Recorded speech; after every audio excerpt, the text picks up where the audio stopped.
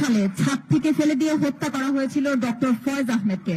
আজ আমি আমন্ত্রণ জানাবো তার ছেলে ডক্টর হাসান আল বান্নাকে তার গুরুত্বপূর্ণ বক্তব্য প্রদানের জন্য।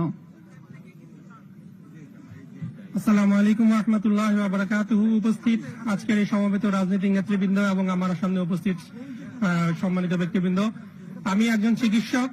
2013 সালে ডিসেম্বর মাসের 13 তারিখে আমার বাবা, তিনিও একজন চিকিৎসক ছিলেন, মানবতাবাদী চিকিৎসক।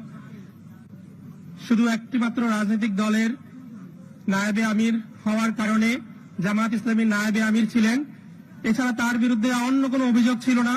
শুধু এই কারণে খুনি হাসিনার সরকার র্যাব কর্তৃক টার্গেটেড কিলিং এর লিস্টে ওনাকে রেখে 4 তলা বাসার উপরে হাত বেঁধে ফেলে, উপর থেকে ফেলে, ছাদ থেকে ফেলে দিয়ে হত্যা করেছে।